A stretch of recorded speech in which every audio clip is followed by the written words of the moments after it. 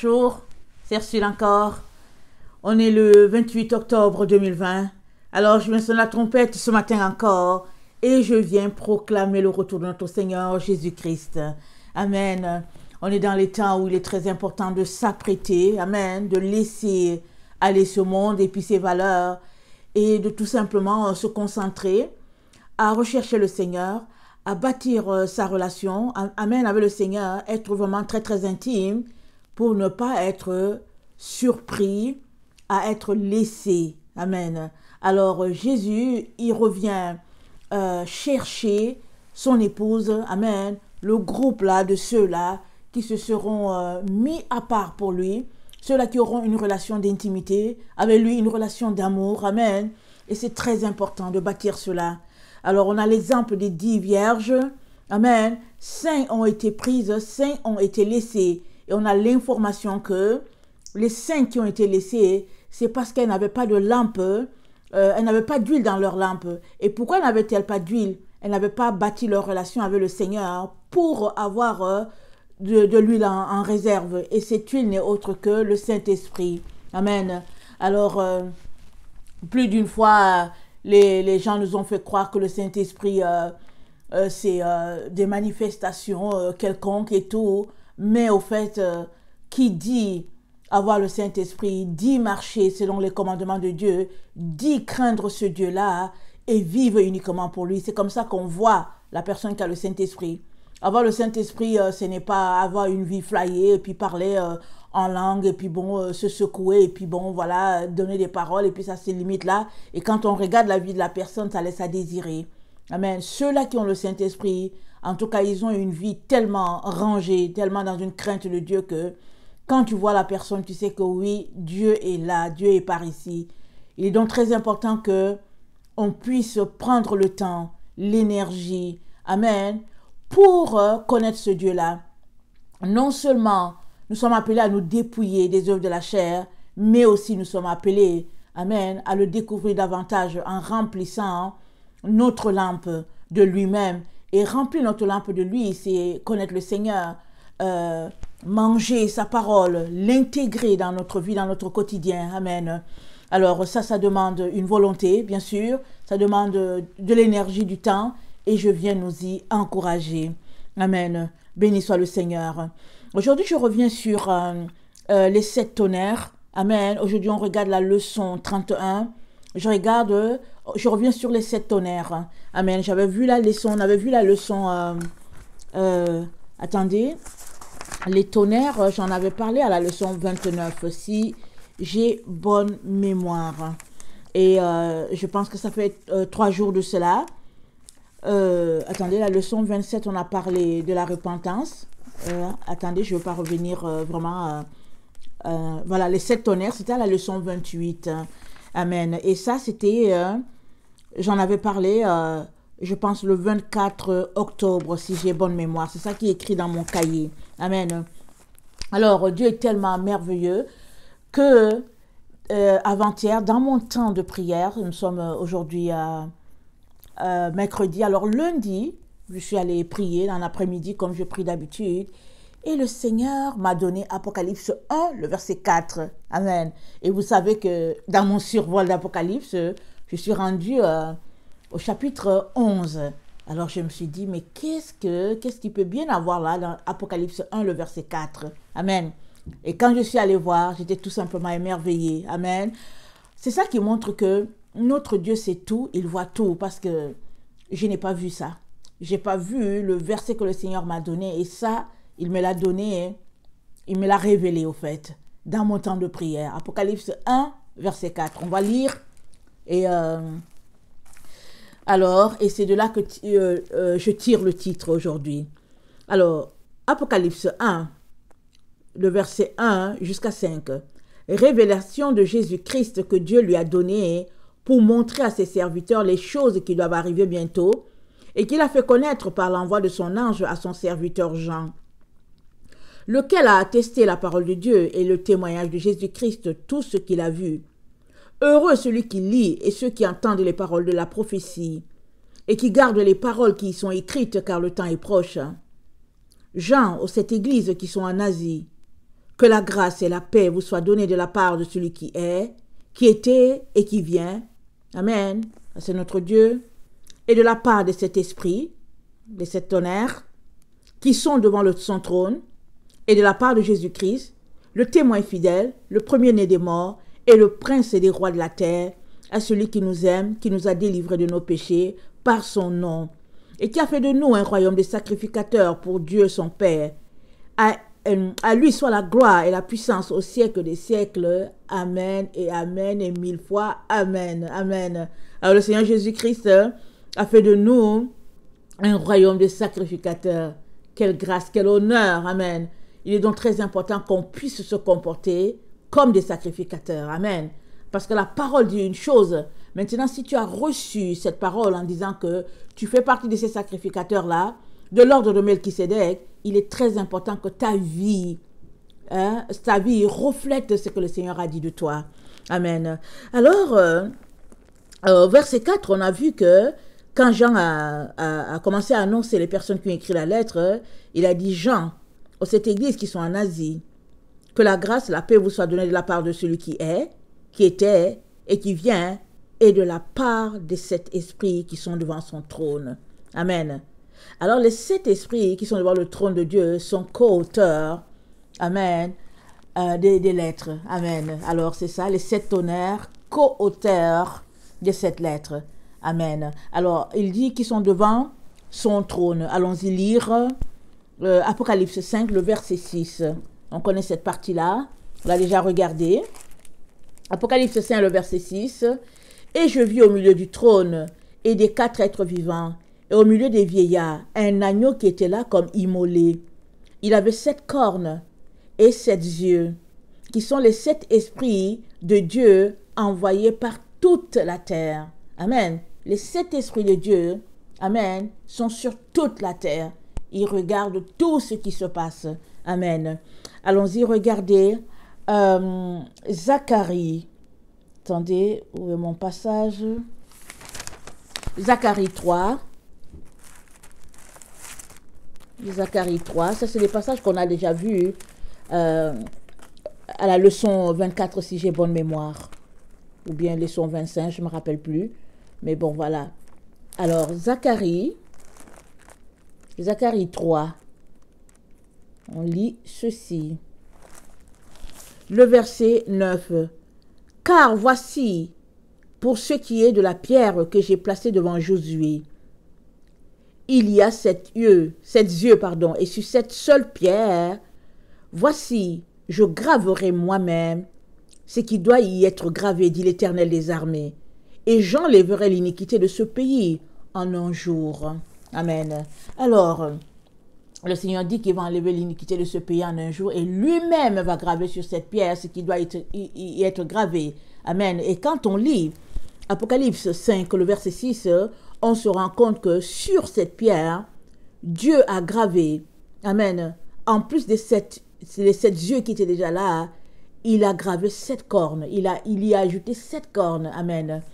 Et les cornes, je suis allée regarder, c'est dans la concordance grecque, je l'ai regardé en anglais, alors c'est le chiffre 2768, amen, dans la concordance grecque. Alors, ça veut dire, ça veut dire, l'explication c'est que les cornes, c'est un symbole d'autorité. C'est un symbole de force et de puissance. Amen. Donc, comme je l'ai déjà dit dans la vidéo qui parlait des 7 tonnerres, alors, les 7 yeux, amen, qui sont les 7 esprits de l'Éternel, sont de par la terre, amen, rendant compte à l'Éternel de tout ce qui se passe. Mais nous, on a l'impression que on ne les voit pas, on ne les sent pas, dans le sens que ils sont silencieux, voilà. Voilà le terme, ils sont silencieux. Ils ont fait le travail jusqu'aujourd'hui. Amen. Et là où nous sommes, le Seigneur nous dit, à ces 7 yeux-là, il a donné 7 cornes. Et cette corne, c'est l'autorité. Et on se rend compte que ces 7 yeux de l'Éternel-là ont maintenant l'autorité de faire ce qu'ils sont appelés à faire. Alors, dans Apocalypse 10, quand l'ange, le puissant ange là, qui a mis un pied sur la terre, un pied sur la mer, il avait un livre en main, pardon, excusez-moi. Alors, quand il a mis un pied sur la terre, un pied sur la mer, et qu'il a crié d'une voix forte, comme quand il a rugi, comme un lion, alors les 7 tonnerres ont fait entendre leur voix. Et dans la vidéo précédente, on avait présenté les 7 tonnerres. Et les 7 tonnerres qui avaient fait entendre leur voix, on les voit dans Ésaïe 11. On va les regarder dans Ésaïe 11, qui ils sont. On les a déjà présentés, bien sûr. Et je reviens rapidement, juste pour nous rafraîchir la mémoire. Amen. Surtout que là, le Seigneur m'a montré quelque chose que je n'avais pas vraiment vu. Amen. Béni soit le nom de ce Dieu-là. Alors, dans Ésaïe 11, je vais lire. Puis, un rameau sortira du tronc d'Isaïe. Un rejeton naîtra de ses racines. Et l'Esprit de l'Éternel reposera sur lui. Esprit de sagesse. Voici un premier œil. Esprit d'intelligence. Le deuxième, esprit de conseil. Le troisième, esprit de force. Le quatrième, esprit de connaissance. Le cinquième, esprit de crainte de l'Éternel. Le sixième, il respirera la crainte de l'Éternel et il ne jugera point sur l'apparence. Il ne prononcera point sur un oui-dire, mais il jugera les pauvres avec équité. Il prononcera avec droiture sur les malheureux de la terre. Amen. Il frappera la terre de sa parole comme d'une verge et du souffle de ses lèvres, il fera mourir le méchant. Alors, le 7e œil, hein, c'est le jugement avec droiture, avec équité. Amen. Donc, voilà les 7 yeux de l'Éternel. Et l'Éternel nous annonce que il leur a donné l'autorité parce que là, sur l'autel, amen, l'agneau qui est venu, l'agneau Arnion, amen, et parce que Jean a vu un agneau qui était là comme immolé.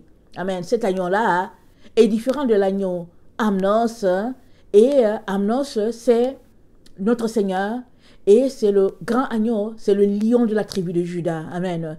Et Jean regarde, il dit qu'il y a un agneau là qui est comme immolé. Et là, il avait... Attendez, il faut que je regarde exactement. Je dois lire exactement ce qui est là. Alors, il vit au milieu du trône et des 4 êtres vivants, un agneau qui était là comme immolé. Il avait 7 cornes et 7 yeux. Amen. Cet agneau, il avait 7 cornes et 7 yeux.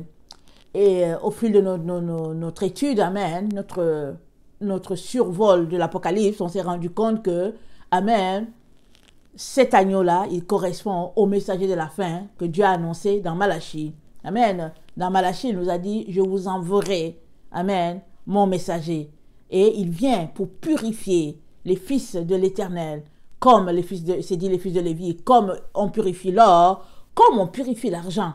Parce que sinon, il ne se tiendrait pas devant l'Éternel. Et Dieu, avant de nous dire qu'il envoie son messager purifier les fils de Lévi, il nous présente d'abord Lévi, comment Lévi a craint l'Éternel, comment Lévi a honoré l'Éternel et comment Lévi a marché droit devant l'Éternel. Mais nous sommes une génération qui faisons ce que nous voulons. Alors nous nous en foutons, excusez-moi le terme, pas mal de tout ce que Dieu dit. Mieux encore, on nous enseigne dans notre génération qu'on n'avait pas besoin des commandements, on n'avait pas besoin de l'Ancien Testament, que le Nouveau Testament nous suffisait parce que Jésus était mort pour nous. Amen.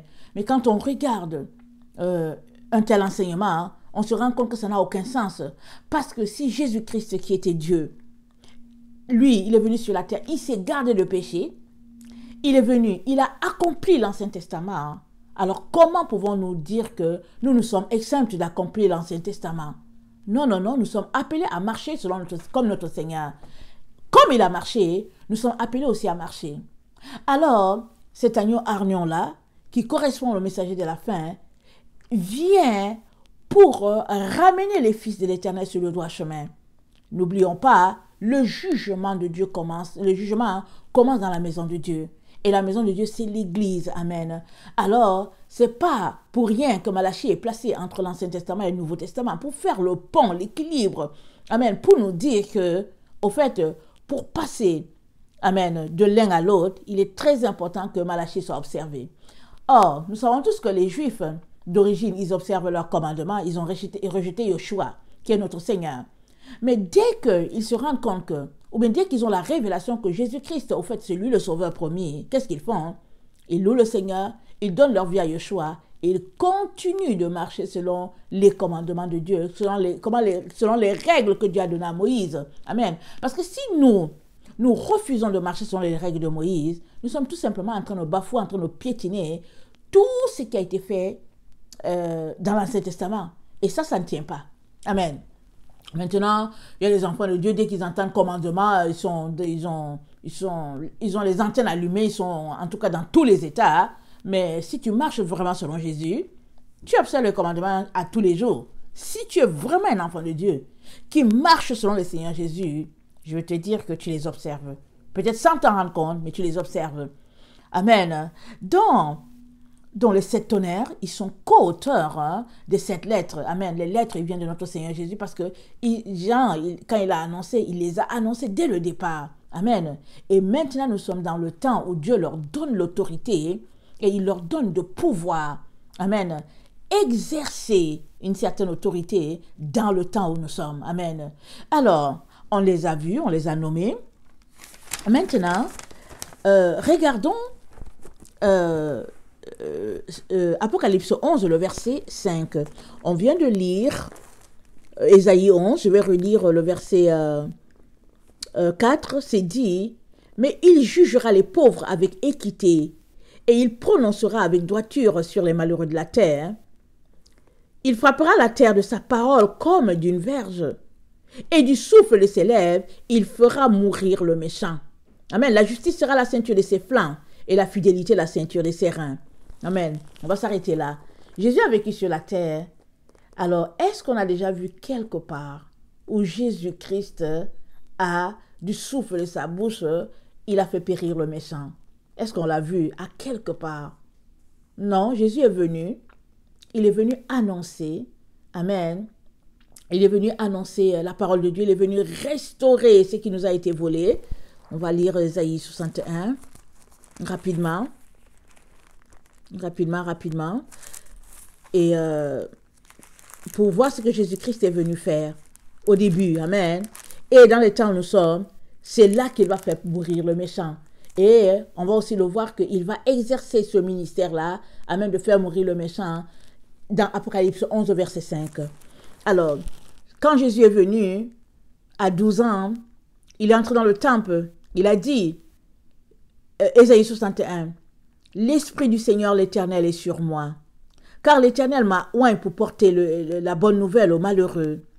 Il m'a envoyé pour guérir ceux qui ont le cœur brisé, pour proclamer aux captifs la liberté et aux prisonniers la délivrance, pour publier une année de grâce de l'Éternel, un jour de vengeance de notre Dieu pour consoler tous les affligés. » Alors Jésus est venu donc pour consoler les affligés, il est venu pour proclamer la liberté aux captifs, il est venu, amen, pour délivrer les prisonniers, et en même temps qu'il nous dit ça, il est venu publier une année de grâce, et en même temps il nous dit, il y a un jour de vengeance de notre Dieu. Et quand nous lisons Ésaïe 11, ça nous dit que du souffle de ses lèvres, il fera mourir le méchant. Ça sera au jour de sa vengeance. Amen. Et le jour de sa vengeance, allons-y, regardez, dans Apocalypse 11, le verset 5, ça nous annonce déjà la vengeance de l'Éternel ici. Amen.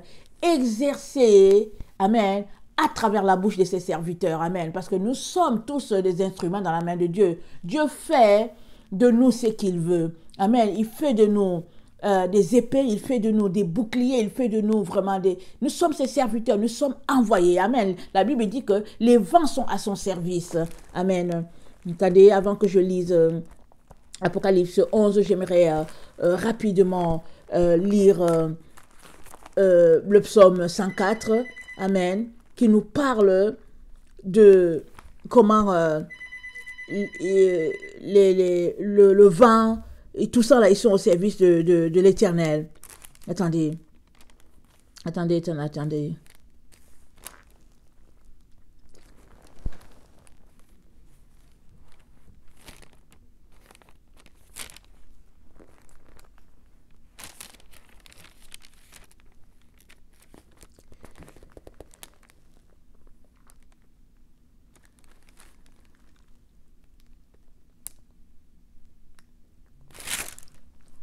on dirait que je me trompe.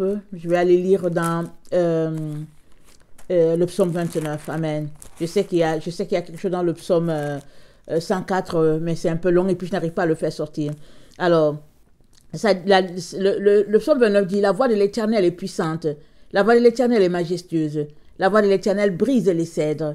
L'Éternel brise les cèdres du Liban, il les fait bondir comme des veaux. Amen. La voix de l'Éternel fait jaillir des flammes de feu. La voix de l'Éternel fait trembler le désert. L'Éternel fait trembler le désert de Kadès. La voix de l'Éternel fait enfanter les biches. Elle dépouille les forêts. Dans son palais, tous s'écrient gloire. Amen. Donc, la voix de l'Éternel, Dieu, il utilise tout ce qu'il a créé pour sa gloire. Amen. Et dans Apocalypse 11, le verset 5, il nous dit que, je commence au 3, je donnerai à mes deux témoins le pouvoir de prophétiser revêtus de sac pendant 1260 jours. Ce sont les deux oliviers et les deux chandeliers qui se tiennent devant le Seigneur de la terre. Si quelqu'un veut leur faire du mal, du feu sort de leur bouche et dévore leurs ennemis. Et si quelqu'un veut leur faire du mal, il faut qu'ils soient tués de cette manière. Toutes les personnes qui voudront mettre la main sur les deux messagers de la fin, la Bible nous dit, il faut qu'ils soient tués de cette manière. Le feu va sortir de la bouche de ces prophètes-là. Amen. Et c'est comme ça que les ennemis de Dieu mourront. Alors, et quand on retourne à Ésaïe 11, on voit bien ce qui est dit. Amen. Ésaïe 11, le verset 5. Attendez. Le verset 5, il dit, le verset 4, mais il jugera les pauvres avec équité, et il prononcera avec droiture sur les malheureux de la terre.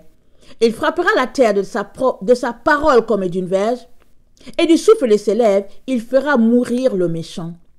La justice sera la ceinture de ses flancs. Du souffle de ses lèvres, il fera mourir les méchants. Alors, ici, il y a du souffle des lèvres, c'est dit, du souffle des lèvres du Seigneur. Amen. Or, le Seigneur nous dit dans Apocalypse 11 que il va donner la puissance à ces deux, les deux messagers de la fin. Il va leur donner. Ce sont les deux oins. Amen. Ce sont les deux chandeliers, le Seigneur nous dit, qui se tiennent devant le Seigneur de la terre. Amen. Ça veut dire que dans le temps où nous sommes, ces deux personnes-là sont là. Amen. Ils attendent d'être revêtus de cette puissance-là et pour exercer ce jugement-là sur la terre. Or, ces jugements-là, quand ça va commencer à s'exercer, ce n'est autre que, pas autre. Quand ça va commencer à s'exercer, ces deux témoins-là, amen, ils seront revêtus de la puissance des sept tonnerres. Rappelons-nous, ce sont les sept yeux de l'Éternel. Rappelons-nous l'agneau hargnon, Apocalypse 5, le verset 6. Et puis, j'en regardais, il y avait un agneau qui était là. Amen. Il avait 7 yeux, 7 cornes. Et les cornes, les 7 cornes, qui sont les autorités. Amen. Ou bien, chaque corne est une autorité. Chaque œil a une corne sur elle. Elle a reçu de Dieu l'autorité d'exercer le jugement sur la terre. Et ce sont les 7 tonnerres-là. Amen. Dont Apocalypse nous parle, amen. Et puis ces 7 tonnerres-là, ils vont déverser sur la terre la colère de l'Éternel. Alors, c'est pour cela que, dans Apocalypse 14, amen, l'ange nous avertit. D'abord, dans Apocalypse 9, on nous a dit, malheur, dans Apocalypse 8, on nous a dit, malheur, à la trompette des 3 autres anges-là, malheur. Allons-y voir. Apocalypse 8, le verset 13. Je regardais et j'entendis un aigle qui volait du milieu du ciel. C'est l'aigle qui volait. Et rappelons-nous, dans les 4 êtres vivants qui sont devant le trône, il y a un qui a la face d'un aigle, il y a un qui a la face d'un être humain, il y a un qui a la face d'un lion, et il y a un qui a la face, je pense, je ne sais pas si je dois appeler ça vache ou bien c'est, attends, comment on appelle ça, attendez, d'une génisse. Amen. Alors, il y a les 4 faces. Et l'aigle, là, c'est une des faces. Amen. Et qui est en train de voler. Amen. Qui volait au milieu du ciel. Il était au ciel et il disait d'une voix forte, malheur, malheur, malheur aux habitants de la terre. À cause des autres sons de la trompette, des 3 anges que les 3 anges vont sonner. Et il y a une trompette qui a été sonnée, et puis une étoile est tombée. Une étoile a été déchue. moi je l'avais expliqué en disant que une étoile est tombée, ça peut être que c'est un ange déchu qui est tombé. Ça peut être aussi que c'est quelqu'un qui a marché avec Dieu et qui est tombé. Amen. Et plus je lisais ce passage Apocalypse 9, le verset 1 à 2, le Seigneur m'a convaincu que c'est une personne qui a marché avec Dieu qui est tombée, qui a été déchue de sa position d'enfant de Dieu. Alors, c'est pour cela que cette personne-là, c'est elle qui est le fils de la perdition. C'est elle qui va exercer, amen, un ministère à l'encontre finalement de ce Dieu-là. Parce que cette personne s'est laissée habiter par Satan. Alors c'est une étoile qui est tombée. Amen. Alors, et quand on regarde tout ce qui est arrivé, on dit, au verset 12, c'est dit, le premier malheur est passé. Voici, il vient encore 2 autres malheurs. Amen. Alors, ce qui est surprenant, par exemple, si je peux dire ça comme ça, dans notre temps, c'est que le premier malheur s'est passé sous nos yeux. Mais c'est comme si ça ne l'est pas. Le premier malheur est passé, c'est l'histoire du Covid. Tout ce qui s'est passé et tout ce qui continue de se passer autour du Covid, c'est lié au premier malheur. Et je vais vous dire, allons-y dans 2 Thessaloniciens 2.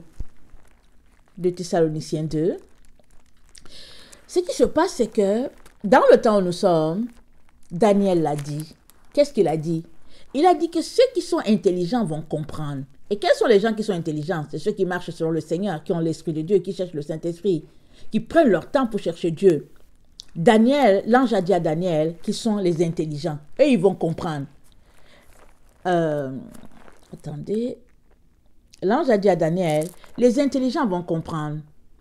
À Daniel 12, le verset 9. Je vais commencer à 8. J'entendis, mais je ne compris pas, et je dis, mon Seigneur, quelle sera l'issue de ces choses? Il répondit, va Daniel, car ces paroles seront tenues secrètes et scellées jusqu'au temps de la fin. Plusieurs seront purifiés, blanchis et épurés. Les méchants feront le mal, et aucun de méchant ne comprendra. Mais ceux qui auront de l'intelligence comprendront. Ceux qui auront de l'intelligence comprendront. Et je prie que tu aies de l'intelligence. Et je te demande d'avoir de l'intelligence. Parce qu'avoir de l'intelligence, c'est une décision qui relève de ta volonté. Tu peux continuer de raisonner, d'opposer Dieu et dire ce n'est pas ça, et puis de te croire quelqu'un et tout, et puis pratiquer une certaine orgueil, de te regarder pour dire que hey, moi je connais. Tu peux aussi choisir de devenir tout petit pour dire Père éternel, je connais rien, viens à mon secours. Viens à mon secours. Comme ce monsieur-là qui demandait de l'aide pour son serviteur. Amen. À Jésus. Et puis Jésus a dit, si tu peux croire. Il a dit, oh Seigneur, viens à mon secours. Là, devant Jésus. Il a dit, viens à mon secours. Il s'est mis à genoux. Et Jésus est venu à son secours pour qu'il reçoive la guérison qu'il demandait. Très souvent, notre orgueil nous empêche de connecter à Dieu, de venir devant lui, parce que la Bible dit que Dieu résiste aux orgueilleux, mais il fait grâce aux humbles. Et puis souvent, on ne réalise pas combien on est orgueilleux. Souvent, nos diplômes, nos études font qu'on devient tellement orgueilleux là, qu'on a l'impression qu'on connaît et puis qu'on va expliquer les choses, on sait tout, alors que dans le fond, on ne sait rien, on sait zéro. Amen. Alors, l'ange de Dieu a dit à Daniel, les intelligents vont comprendre, mais les autres, ils ne vont pas comprendre. Amen. Et je prie que tu sois de ceux-là qui choisissent de comprendre. C'est une affaire de volonté. Oui, c'est vrai que, bon, tu avais reçu un enseignement selon ceci, tu croyais cela, tu croyais. Jette tout ce que tu crois à la poubelle et choisis de venir devant Dieu pour qu'il t'enseigne. Et Dieu, la Bible dit, ne dédaigne pas les cœurs brisés et contrits. Quand tu viens avec un cœur brisé et contrit, Dieu a compassion. Il a pitié, il va t'aider. Mais si tu viens avec tes gros sabots, tu n'auras rien et tu vas continuer de sombrer loin de Dieu. Alors, donc, allons-y voir 2 Thessaloniciens 2 et nous allons voir que ceux-là qui ne comprennent pas, ils sont atteints de la puissance d'égarement ou bien ils vont finir par être atteints de la puissance d'égarement. Et la puissance d'égarement, ça vient petit à petit, ça vient par notre comportement, notre attitude. Alors, la puissance, le mensonge, la vie de mensonge, d'hypocrisie, de fausseté, de mépris des autres, est fortement rattachée à la puissance d'égarement que Dieu va envoyer sur tous ceux-là qui auront refusé la vérité qui les aurait sauvés. C'est ça qui est dit. Et qui est la vérité? La vérité, ce n'est autre que notre Seigneur Jésus-Christ. Amen. La vérité, c'est la parole de Dieu. Et la parole de Dieu dit que dès que tu t'associes à un menteur, tu es menteur avec lui. Parce que tu sais bien qu'il est menteur, au lieu de t'en éloigner, et tu t'associes avec lui. Dès que tu t'associes avec un projet de mensonge, tu es dedans, dans le mensonge.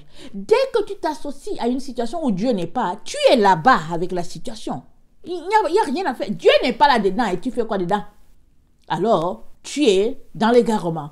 Alors, Dieu regarde et il dit, bon, puisque c'est ça qu'ils veulent, allez, ok, pardon, je leur envoie cette puissance-là. Alors, 2 Thessaloniciens 2, le verset 3 nous dit que personne ne vous séduise d'aucune manière. Car il faut que l'apostasie soit arrivée auparavant et qu'on ait vu paraître l'homme du péché, le fils de la perdition. Qu'on l'ait vu paraître. Amen. Et Apocalypse 9, le verset 1 à 2, nous annonce sa venue. Une étoile est tombée. Une étoile a été déchue. À cette étoile-là, on lui a donné la clé de l'abîme. Amen. Dieu le lui a donné pour dire, bon, maintenant là, tu vas ouvrir la clé de l'abîme. Et on sait que l'abîme, là, ça a commencé à s'accumuler depuis, Depuis, il y a un groupe, quand Jésus a été ressuscité, il y a un groupe qui a ressuscité avec lui. Alors, quand Jésus est monté, j'imagine qu'ils l'ont accompagné parce que Jésus n'est pas monté seul. C'est un cortège, amen. Ce groupe-là est monté, amen. Maintenant, en tout cas, alors il y a un autre groupe aussi qui va monter dans le temps où nous sommes. Mais, en attendant, amen, la clé de l'abîme a été donnée à celui-là pour l'ouvrir. Alors, on est loin d'imaginer tous les démons qui ont été logés dans cet abîme-là. Amen. Alors, quand la clé de l'abîme lui a été donnée à cette personne-là, cette étoile-là qui est tombée, nous avons toute la description de l'Apocalypse 9, comment il y a les hordes démoniaques qui sont sorties et tout ça. Là, les gens peuvent dire que, oh non, mais moi, je ne vois rien de tout cela et tout. Mais si tu dis que tu ne vois pas, tu as un problème. Qu'est-ce qui s'est passé quand on a annoncé qu'il y avait le Covid? Est-ce que tu ne fais pas partie de ceux-là qui s'assiedent devant la télévision pour écouter ce que tes ministres disaient? Pendant que tu les écoutais avec tes hommes politiques et puis tout ça, pendant que tu cherchais à savoir ce qui se passait sur la terre, les démons venaient encore te rendre encore aveugle correctement, puisque tu t'asseyais pour bombarder ton esprit de mensonge.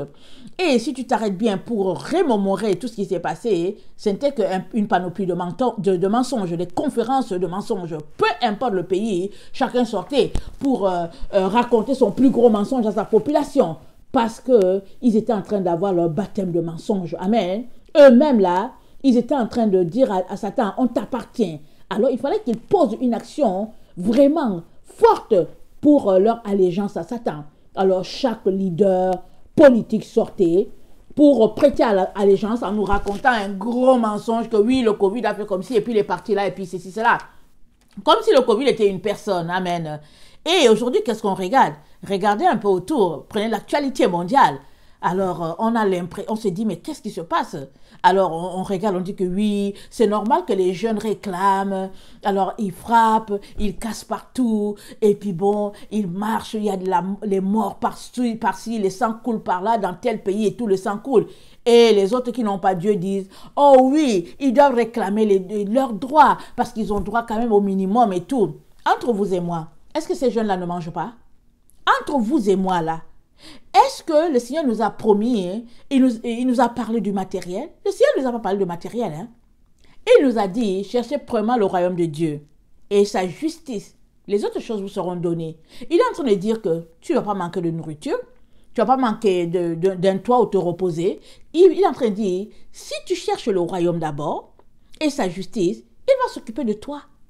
Mais ces jeunes-là, quand tu entends leurs réclamations, ils disent, oh oui, on réclame pour nos droits. Et leurs droits, c'est quoi? Ils veulent avoir une vie confortable, je veux dire, ils réclament pour avoir un certain matériel, un matériel. Ils veulent être plus aisés, ils veulent être comme ceux qui les ont précédés, la génération de leurs parents. Tu regardes, tu te dis, mais ils veulent faire quoi avec? Qu'est-ce qu'ils veulent faire avec? Mais ils ont été montés de toutes pièces, leur montrant que c'est le matériel qui est important. Et qui est derrière tout cela? C'est Satan. Parce que Satan, C'est le prince non seulement de l'air, mais c'est le prince du monde matériel. Amen. Parce que ce corps matériel-là, tu ne l'amènes pas au ciel. Parce que la Bible dit, en un clin d'œil, nous serons changés. Avant de partir pour le ciel, tu es changé en un clin d'œil. Mais pour que tu sois changé en un clin d'œil à l'image de notre Seigneur Jésus-Christ, il est très important que tu vives déjà pour ce Seigneur-là. Alors si tu ne vis pas pour lui, mais tu seras aussi changé dans l'image des démons. C'est pour cela qu'on voit ces jeunes-là qui, subitement, peu importe que ce soit des jeunes ou bien des adultes, on les voit et puis tu ne les reconnais pas. On les voit dans une certaine hargne. On se dit, mais qu'est-ce qui se passe? Mais c'est les démons qui agissent à travers eux et on n'a encore rien vu. On n'a encore rien vu. Maintenant, tu peux continuer de rêver de la pluie et du beau temps, et mettant tes mains dans tes poches en disant que tu es sauvé à te balader là pour que Jésus va venir te chercher. Tu vas rêver longtemps et tu te réveilleras le jour où il viendra, effectivement, dans les nuées, et ces anges assembleront ses enfants à lui. Amen. Ceux-là, tu verras que sous tes yeux, ils ne seront plus là. Amen. Ils seront transformés d'abord en un clin d'œil. Et puis toi, tu vas rester là, chercher à ce que tu sois transformé, mais rien ne se passera pour toi. Amen. Alors donc, tout cela pour dire que le premier malheur est arrivé et on est dans le temps où on attend les deux autres malheurs. Amen, qui vont arriver. Et dans Apocalypse 8, le verset 13, l'ange nous a dit malheur, malheur, malheur à la trompette des trois autres anges. Donc on a entendu une première trompette qui est sonnée et on attend les deux autres. Amen. Dans la deuxième trompette, c'est la sixième trompette. Amen. Et après, il y a la septième trompette. Et dans la septième trompette, il y a les 7 jugements, c'est-à-dire les 7 tonnerres là. C'est là qu'ils vont tonner. En tout cas, s'il faut dire ça comme ça, c'est là qu'ils vont répandre la colère de Dieu sur la terre. Amen. Mais avant que les sept tonnerres puissent tonner, amen, avant qu'ils puissent entendre leur voix, alors il y aura les 2 témoins de la fin. Amen. Et la Bible dit que de leur bouche sortira du feu qui va détruire leurs ennemis. Alors, est-ce qu'on verra le feu avec nos propres yeux? Ou bien est-ce que quand ils vont prononcer la parole, la personne va mourir? On est là sur la terre. Ok? On est là sur la terre, on va finir par voir. Ça dit, ça ne passera pas inaperçu parce que c'est comme ça que Dieu va annoncer ces 2 témoins de la fin. Et nous sommes dans ce temps-là où les choses vont se passer. Mais l'incrédulité des uns va faire qu'ils ne croiront pas. Les autres, ils vont regarder et ils ne sauront quoi faire. Ils vont se dire, qu'est-ce qu'on va faire? Alors, maintenant que ce n'est pas encore arrivé, où nous sommes dans ce temps-là où on dit, quand la 7e trompette, quand l'ange sonna quand le 7e sceau fut ouvert, c'est dit qu'il y eut 30 minutes de silence dans le ciel. C'est quoi 30 minutes de silence? Et ça nous raconte que devant l'autel, attendez, Apocalypse 8,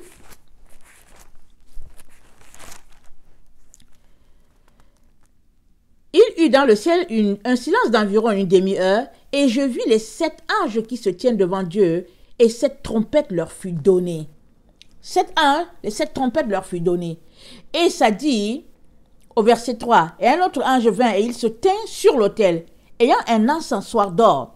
On lui donna beaucoup de parfums afin qu'il les offrit avec les prières de tous les saints sur l'autel d'or qui est devant le trône. Amen. Et si nous allons regarder notre leçon, amen, dans Exode 30, le verset 1 à 10, ça nous parle de l'autel d'or, l'autel de parfum qui est devant le trône. Et devant cet autel-là, il y a les prières qui sont offertes, il y a les parfums, il y a aussi l'autel de l'Holocauste aussi qui était là. Et ça, c'est l'Apocalypse 27. Je vous encourage à lire cela. Parce qu'il n'y a rien que Dieu nous dit qu'il présente qu'on n'a pas déjà à quelque part dans l'Ancien Testament. Il n'y a rien dans l'Apocalypse qui n'est pas déjà présenté dans l'Ancien Testament. Alors, déjà là, Dieu a dit à Moïse comment fabriquer l'autel. Et il y avait sur l'autel le nombre de cornes qu'il fallait mettre, parce que devant Dieu, les cornes sont très, très importantes. Les cornes, c'est symbole d'autorité. Alors, un autel, est-ce qu'un autel, c'est comme, à nos yeux, on va dire, oh, ce n'est qu'un objet. Mais devant Dieu, c'est très important, parce que je pense que c'est Adonijah, dans l'Ancien Testament, qui fuyait la colère, je pense, de Salomon. Amen. Et il est allé se réfugier là-bas à l'hôtel. Il a tenu les cornes parce qu'il ne voulait pas mourir, parce qu'il n'avait pas été correct envers David, si j'ai bonne mémoire. Et les gens sont allés dire à Salomon, regarde Adonijah, il est là-bas accroché à l'hôtel, il ne veut pas partir de là. Et Salomon a dit, ok, faites-lui grâce. Il dit, appelez-le, faites-le grâce. Parce que quand tu allais devant l'autel pour supplier le pardon t'était accordé. L'autre a compassion. Alors, l'autel ici, avec les parfums, c'est symbole que nos prières là sont là devant Dieu. Et c'est le temps où on est en train de prier. J'espère que tu pries. J'espère que tu ne passes pas ton temps à faire autre chose que prier, parce qu'on est dans le temps où le Père est en train d'écouter nos prières. Amen. Parce qu'on est dans l'étape de la 6e trompette. Amen. Parce que quand cette trompette-là sonnera, amen, ça nous dit que les serviteurs de Dieu, ou bien les anges qui marquent les serviteurs de Dieu arrêteront de les barquer. Parce qu'à un moment donné, ça va s'arrêter. Dieu qui est en train de rassembler les 144 000, à un moment donné, ça va s'arrêter. Et les 144 000, ce n'est pas forcément les juifs de sang. Amen. Dieu est Dieu.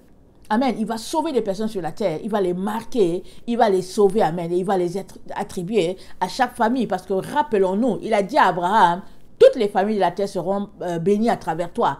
Alors ça peut être la bénédiction. Oui, ça a été la bénédiction. On a reçu la parole de Dieu. On a reçu la révélation et tout ça. Mais aussi, il va les répartir dans chaque famille. De telle sorte que si toi tu es, entre guillemets, ce qu'on appelle gentil, tu vas te trouver classé dans une famille, soit la famille de Lévi, soit la famille de Benjamin. À quelque part, Dieu va te classer. C'est Dieu seul. Lui seul va te le révéler. Amen. Et Dieu marque les gens de sa parole pour que ces gens-là aussi puissent marquer les autres. Et puis quand on te marque, ça veut dire quoi? Ça veut dire que tu t'es réveillé.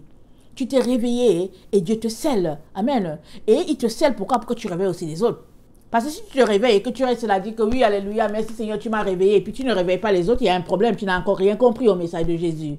Alors nous sommes réveillés pour réveiller les autres. Alors si toi tu réveilles 1000 personnes, gloire à Dieu. Si tu réveilles 2 personnes, gloire à Dieu. Mais réveille les autres. Amen. Une fois que tu es réveillé, une fois que tu te rends compte qu'on est dans le temps de la fin, annonce aussi, sonne aussi la trompette à quelqu'un d'autre pour que la personne comprenne qu'on est dans les temps, on est dans les temps de la fin et que ce n'est plus le temps de s'amuser. Amen. Alors, on nous dit dans Apocalypse 8 que malheur au son des 3 autres trompettes. Amen. Et dans Apocalypse 14, j'aimerais ça qu'on lit ça. Apocalypse 14, l'ange qui est là, amen, il fait partie des 3 anges qui proclament le jugement de Dieu. Il n'est pas en train d'exercer le jugement. Il le proclame juste. Il dit, et Jean nous dit, je vis un autre ange qui volait par le milieu du ciel ayant un évangile éternel pour l'annoncer aux habitants de la terre. Et dans son évangile éternel, il nous dit quoi? De craindre Dieu, ça c'est très important, ça c'est les caractéristiques qu'on doit avoir en ce temps de la fin là où nous nous trouvons. Amen. On doit toujours l'avoir d'ailleurs, amen. Mais surtout dans les temps où nous sommes, nous devons avoir en nous la crainte de Dieu. Si on ne l'a pas, en tout cas l'ennemi, en tout cas il va nous aider, il va nous basculer de l'autre côté. On va se retrouver dans le camp de l'ennemi, sans même le réaliser. Très important d'avoir la crainte de Dieu. Deuxième élément, donner gloire à Dieu. Troisième élément, adorer Dieu en ce temps où nous sommes. Et c'est l'adorer avec quoi? Avec toute notre personne. Amen. Alors l'ange là, il proclame, il dit, craignez Dieu. Donnez-lui gloire, car l'heure de son jugement est venue. Adorez celui qui a fait le ciel et la terre et la mer et les sources d'eau. Ça, il y a un message là qui est là. Et puis, il y a un autre ange qui vient, qui nous dit, attention, ça c'est dans verset 6, verset 8. Il nous dit, attention, Babylone est tombée. Il nous donne l'information que Babylone est tombée. Amen. Et cette information, pourquoi c'est utile pour nous? C'est parce que nous vivons sur cette terre, dans le système de Babylone. Amen. Cette terre-là, tout ce que nous faisons, c'est tailler sur le système de Babylone. Ce n'est pas le système de ciel. Et le Seigneur nous dit, sortez d'elle sortez d'elle mon peuple. Ne participez pas à son péché. Amen. Alors si toi là tu es un enfant de Dieu, que tu comprends que Babylone va tomber, qu'elle sera jugée, c'est-à-dire cette terre-là va brûler, tu comprends qu'il est temps que tu sortes de là. Alors que tu arrêtes de fonctionner suivant le système de Babylone. Babylone, c'est un système contraire carrément à Dieu. Ça, c'est la deuxième information que tu dois avoir. La troisième information que tu dois avoir, c'est dit que Le verset 9, un autre ange, un troisième ange les suivit en disant d'une voix forte, si quelqu'un adore la bête, son image, reçoit la marque sur son front ou sur son nom, il boira lui aussi du vin de la fureur de Dieu, versé sans mélange dans la coupe de sa colère, et il sera tourmenté dans le feu et le soufre devant les saints anges et devant l'agneau. Et la fumée de leur tourment monte au siècle des siècles, ils n'ont de repos ni jour ni nuit, ceux qui adorent la bête et son image et quiconque reçoit la marque de son nom. Ceux-là qui adorent et quiconque reçoit la marque de son nom. Ça, c'est très, très important de comprendre qu'on doit sortir de ce système-là. Alors, souvent, hein, on est déjà vendu à la bête et on ne le sait pas. Parce que adorer la bête, c'est dans la tête. Amen. C'est dans la tête que tu décides d'adorer le Seigneur ou que tu adores la bête. Si dans ta tête, tu es quelqu'un qui craint Dieu, qui lui rend gloire, qui l'adore et que toute ta vie montre que vraiment tu détestes les œuvres des ténèbres, alors automatiquement, si Dieu ne t'a pas marqué encore, tu seras marqué d'une manière ou d'une autre. Dieu marque ses enfants, ceux-là qu'il aime. Mais si toi, tu fais semblant et puis tu dis, oui, Jésus, je t'aime, mais dans ta tête, en tout cas, tout ce que tu cherches, c'est ce qui est contraire à Dieu. Tu recherches les choses de ce monde. Tout ce que Dieu déteste, tu es dedans. Hein. Sache que tu es déjà marqué pour la bête. Sache que tu adores déjà la bête. Et puis, cela va finir par se concrétiser. Parce que rappelons-nous, là où est ton trésor, là sera ton cœur. Alors, pour expliquer, ton cœur là, il est là où se trouve ton trésor. Alors, ce qui est ton trésor, on le trouve dans ton cœur, là où ton cœur est. Si ton cœur penche, amène vers les choses de ce monde, alors les choses de ce monde, c'est ton cœur. C'est ton trésor. Et si ton cœur penche vers les choses de Dieu, alors Dieu, c'est ton trésor. À toi de choisir. Amen. Alors, on est dans le temps, on est dans ce temps-là, où le ciel est là en attente, amen, vraiment nos prières sont déversées devant le trône et on prie pour nous-mêmes, on prie pour nos amis, pour nos voisins, on prie pour nos parents, on prie, amen. Et je viens t'inviter à être de ceux-là qui prient avec supplication afin que sa colère ne se déverse pas sur nous. Parce que quand les 7 yeux de l'Éternel, qui ont reçu de l'Éternel l'autorité pour exercer le jugement, vont tonner, amen, ça va chauffer sur la terre. Parce que c'est ça les 7 trompettes, les 7 tonnerres, amen. Alors, il était donc très important que je revienne sur ça, surtout que c'est une partie qui m'a échappé. Et comme je l'ai dit, dans mon temps de prière, le Seigneur m'a donné Apocalypse 1, le verset 4. Et quand j'ai vu que, amen, Jean a annoncé aussi les 7 esprits de l'Éternel, au fait, qui sont aussi co-auteurs, amen, de ces lettres-là. J'ai dit, oh, merci Seigneur. Il n'y a que toi qui révèles les choses cachées. Même souvent, on est en train de lire quelque chose et souvent on a l'impression que c'est pas important. Mais c'est quelque chose de très important pour Dieu, amen. Et pour Dieu, c'est très, très important, amen. C'est pour cela qu'il me l'a ramené à l'esprit.